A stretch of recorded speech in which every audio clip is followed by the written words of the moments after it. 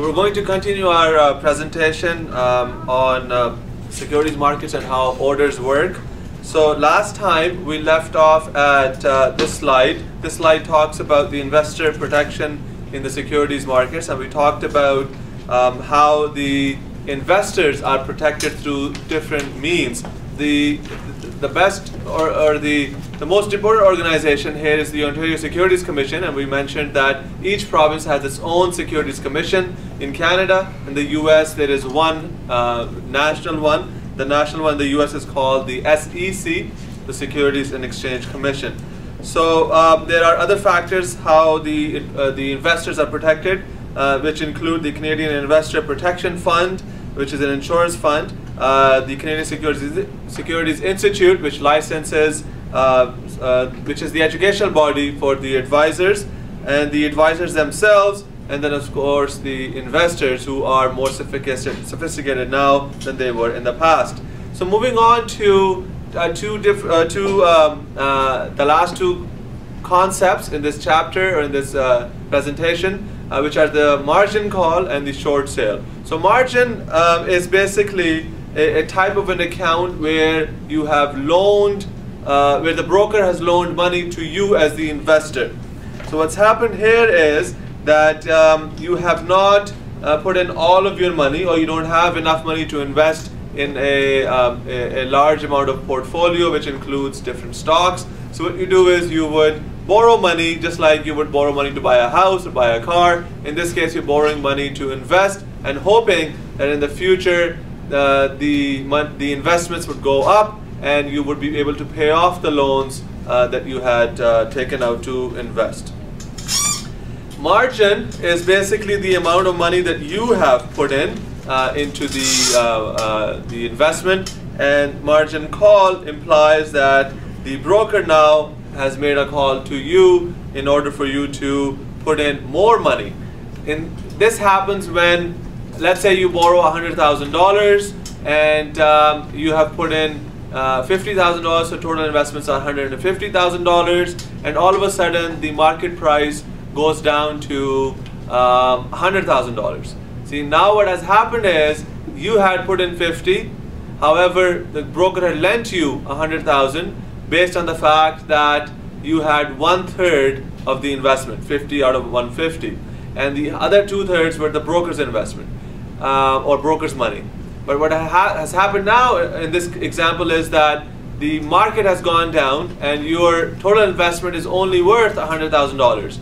So the broker would like you to put in $33,000 extra, so the 1/3 ratio still stands the same. So basically, after you put in $33,000, current market price with $100,000 would imply that now you have borrowed $67,000 and you have put in $33,000, so 1/3 is still your money. And that's what a margin call is. How is this useful? It can be useful, as I said, to borrow when you borrow money to make money, and hopefully you will make more money than the amount of than the interest that you will pay on the borrowed money. So how does this help you with short sale?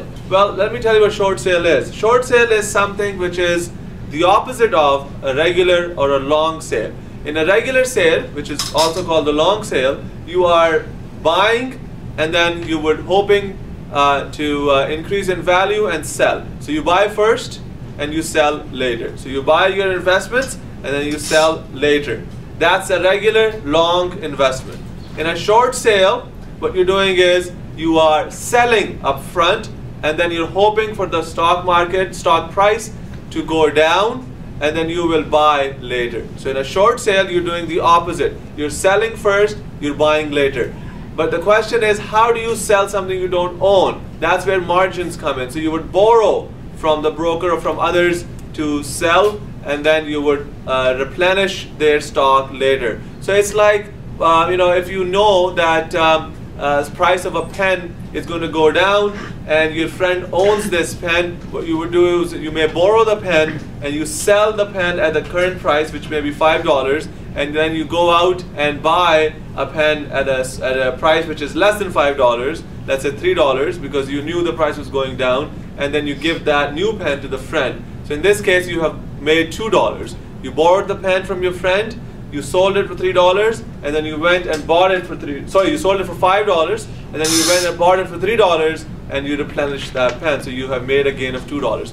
This is called short selling. I'm sure you're not going to do this with a pen or pencil or with your friend's stuff, but it happens regularly with investments. So in short sale again is to borrow someone's stock. The person doesn't know, you're just borrowing from the system and selling them, hoping the price would go down and then replenishing it later. It can be very profitable. However, the biggest risk here is, what if the price keeps on going up? See, what happens is, in a long sale, in a regular sale, you have, let's say you invest $1,000 and hoping that it would increase. But the maximum you can lose is $1,000 because that's what you have put in. In a short sale, there is no maximum loss. See, what happens is you have now sold the shares. Let's say you sold them for $1,000, but instead of it going down, it keeps on going up. If it keeps on going up, you eventually have to buy it to replenish the stock. So if it goes up to $10,000, you have lost $9,000. So there is no maximum loss, but there is a maximum gain. You can only gain $1,000 because if it is $1,000 right now, it can go down to maximum 0. It won't go down further than that. So that is the tricky part about short sale. Short sales come in handy in the time of recessions when economy is going down. But at the time of recessions, a lot of stock markets suspend short sales, because what happens is then a lot of people start making short sales, and the markets, instead of going up, they just keep on going down and down and down. So the markets then, or the governments, suspend short sales. So as an example, this next slide deals with goes through a full example. Let's say that an investor believes that the price of company A's shares will go down. The investor short sells 100 shares at the current market price of $10 per share, which is a total of $1,000. 2 months later, the price goes down, so it in fact goes down to $7 per share. So the investor now buys 100 shares and replenishes the ones he or she had sold earlier, so a total of $700. The investor has gained $300 in this case, 1,000 minus the 700. Until the investor has bought back the shares, the money must remain with the brokerage firm. So you sell the shares, but the money that you have received from selling must remain with the broker, with the brokerage firm, because of obviously risk of flight. So in this case, they would like to protect their own image, and obviously the money belongs not to you at this point because you have to replenish the shares. So that was it that I wanted to speak about today with regards to margins and short sales. Hopefully you have now understood what a short sale is. As I said, it is the opposite of a regular long sale. It is very risky, and a lot of people never get into this, but some people do, and that is a profitable venture for those who do, and for those who do it the right way. So that's it for this presentation. Thank you.